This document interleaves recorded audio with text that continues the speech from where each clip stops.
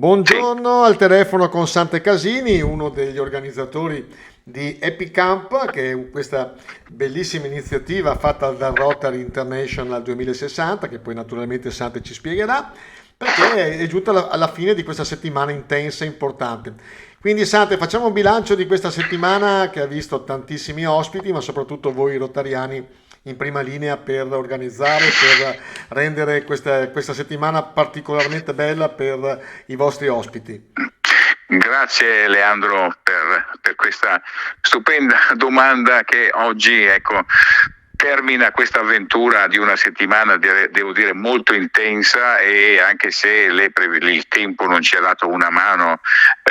comunque siamo riusciti ad accontentare tutti i ragazzi, anche quando pioveva, facendoli giocare, facendoli far vedere dei film, facendo delle tombole, eccetera. Abbiamo avuto una settimana veramente, veramente molto, molto intensa. Abbiamo elargito qualcosa come 2500 pasti tra il mezzogiorno e alla sera, tra il lunch e il dinner, 2500 con 15 volontari del Rotary International, che voglio ancora ricordare una volta il nostro Rotary, il distretto 2060, che comprende Veneto, Trentino e Friuli, Venezia e Giulia, con 4.500 soci sparsi in tutto il Triveneto, e siamo riusciti a dare così un momento di sollievo a 80 persone con disabilità e altrettanti accompagnatori. In una settimana, in un'isola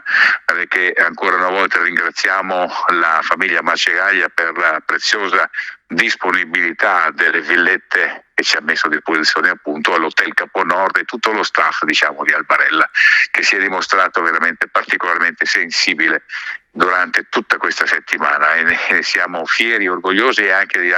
diciamo, un po' commossi anche per questa solidarietà che abbiamo riscontrato ovunque, sia in isola che fuori, per questa grande iniziativa. Ecco, naturalmente ricordiamo che tu sei stato tra i promotori già 35 anni fa di questa iniziativa, e, tra l'altro sei anche responsabile per gli Happy Camp del vostro distretto, e c'è Sì. stata la presenza anche della governatrice, quindi Abbiamo avuto la nostra governatrice in visita, a prova e testimonianza della diversità, della equità e della inclusione, un concetto nuovo che sta emergendo adesso all'interno della nostra organizzazione. Noi abbiamo fatto tutti gli sforzi durante questa settimana qua per farli sentire persone e non diversi, ecco, tutto lì, persone prima di tutto.